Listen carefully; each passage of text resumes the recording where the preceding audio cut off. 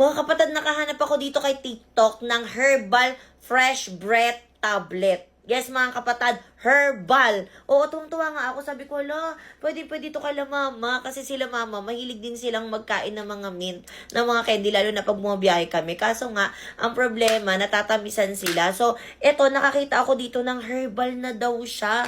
At meron siyang iba't ibang flavor sa isang box. So, yung isang box na yung binili ko, ha. So, ito daw ay may mga parang tea siya. So, unahin natin ito. Si Tangerine Peel Puer. Ewan ko kung tama yung pronunciation ko, feeling ko mali. Tapos ito si Wuyi Dahong Pao. Tapos ito si Jasmine Green Tea. Ito, madali-dali yung bagkis ito. Tapos si Peach Oolong. So, tikman natin siya kasi excited na ako. Inamoy ko na to, binuksan ko na to kanina at inamoy ko siya isa-isa. At itry muna natin itong Peach Oolong. Amoy ano talaga siya? Amoy tea, ganon. Tapos ganito yung itsura niya.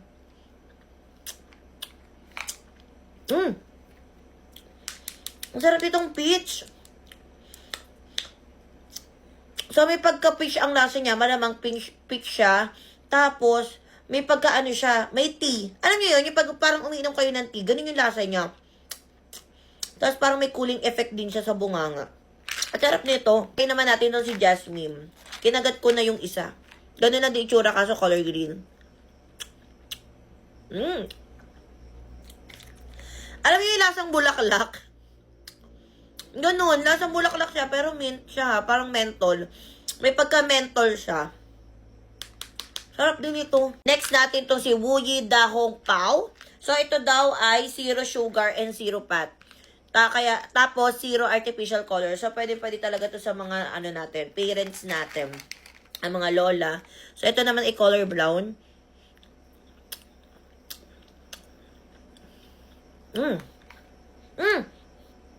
Lasang tea. Lasang tea na may...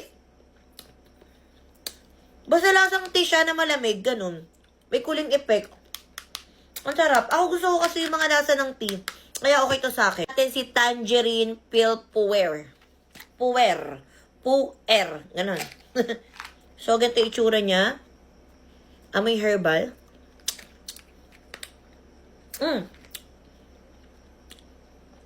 Ang sarap nito. Ang sarap nito. At may nakalagay dito na rich in vitamin C. O, diba? Ang daming benefits pala nito. Kaya pwede ito sa mga parents at mga adult na kakilala nyo, mga kapatid. So, kung gusto nyo rin itry, yung herbal na mint natin, ay mga kapatid, ilalagay ko sa yellow basket. Mag-check out ka na.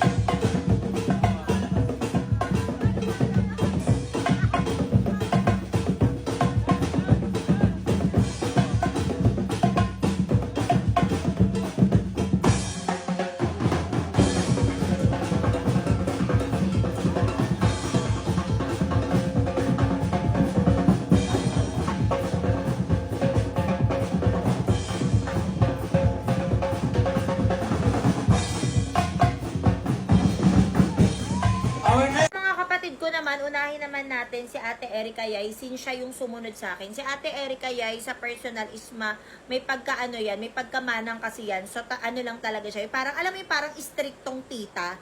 Ganun talaga yung atake niya sa amin. Parang siya yung panganay in terms of kasungitan.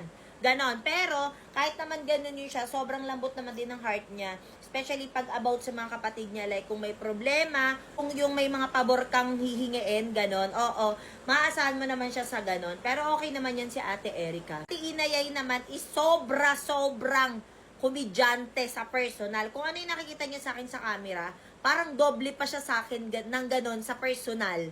Sobra talaga. Pag magkakasama ako, si Adrian tsaka siya, grabe, wala kaming ibang ginagawa kundi tumawa lang ng tumawa kasi sobrang kalug talaga ng ate inayay nyo. Sabi ko nga sa kanya, ipakita niya sa sa vlog kung gaano siya kajali sa personal. Kasi may mga times na nahihiya siya. Sabi ko, huwag kang mahiya, pakita mo kung sino ka. Sabunta, sama kami. And para sa akin, si ate ina nyo, kahit saan nyo yayain, go na go yan. Lalo na pag kainan. Mga bumukbangan, ganon. Ready talaga yan siya. Talagang kahit sa ang lupalat ng mundo pa yan, sasamahan ka niya. Kung may problema ka, umiyak ka sa tabi niya, basta siya kumakain. Ganon siya. Next naman natin, si Kuya Yuki. Si Kuya Yuki naman sa personal sa aming magkakapatid, parang siya talaga yung kuya, kahit ako yung panganay, oo. Kasi siya yung parang especially pagdating sa trabaho, siya talaga yung stricto. Like wala kayong upload, wala kayong content, wala kayong ganap, paano yung pangarap sa life? Ganun siya. Oo, pero alam naman namin na para sa amin lang naman din yun.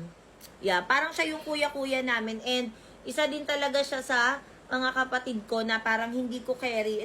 Lahat naman sila. Hindi ko kayang mawala. Pero isa si Yuki sa nakikita ko na pagtanda ko is parang hindi ko carry na hindi ko siya makakasama. Ganon, kasi nangako ako sa sarili ko na pagka tumanda kami, since syempre si Kuya Yuki, gay siya, di ba? And I do love gays. So syempre hindi siya magkakaroon ng sarili niyang pamilya or ng anak, ng ganon, di ba? Na talagang mag-aaruga at magmamahal sa kanya. Do may mga pamangkin din naman kami, pero syempre magkakaroon din niya ng mga sariling buhay. Pero isa talaga sa pinangako ko sa sarili ko at lagi ko talagang sinasabi na pagka tumanda or nakaedad na kami, tapos si Yuki, na talagang si Yuki gusto ko ako mag-aalaga. Oo, yun talaga. Parang inano ko na sa sarili ko yan. Okay, maging maligalig ka man, maging masumpungin ka man, sige, dito ka sa akin, magligalig ka dyan. Ganon. Next naman natin, si Adrian. Si Adrian, sobrang love na love ko. At alam nyo ba, si Adrian din, talaga ang isa sa happy pill ko ngayon, bukod sa mga anak ni Ate Ina, bukod sa mga pamangkin ko. Sobrang happy pill ko sa Adrian. Pag sobrang nalulungkot ako, especially lately, talagang nakakaramdam talaga ako ng, I feel alone! May mga ganun tayong senaryo, di ba? So, si Adrian talaga yung magpapatawa sa'yo. Sobrang, as in yung sobrang, alam mo yung, kahit maliit na bagay lang, kaya niyang gawa ng paraan para mapasaya ka. Tapos, sobrang sweet ni Adrian. Kung nakikita nyo si Elaine na sweet sa akin sa camera, mas doble si Adrian sa personal. Alam nyo ba, ang tangkad nun mas matangkad sa akin si Adrian, pero laging nakababa sa akin yun, laging nakayakap.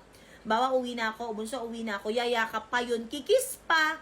Ganon, kaya sabi ko, pang nagka-girlfriend ko, nang di ko alam kung anong gagawin ko. Pero okay lang naman kasi nasa edad naman na siya, diba? So, ayun ang sobrang lambing talaga ni Adrian. Sobrang sweet kahit bata pa lang. Bata pa lang kasi yan, ang tawag na sa akin yan, mommy. Lagi kami na pagkakamalang mag-ina kasi nga, parehas kami ng kulay, tapos magkahawig kami ng bata. Kasi syempre, nung araw kasi, medyo payat tayo. Ngayon kasi, gabi na. Wala na. Lipas na ba? Ganon. Siyempre, last but not the least, ang aking bunsuan na parang anak ko na talaga na si Elaine. Si Elaine, mga kapatid, yan talaga yung bata. I mean, kasi sa mga kapatid ko, di ba, do malapit naman din sila sa akin.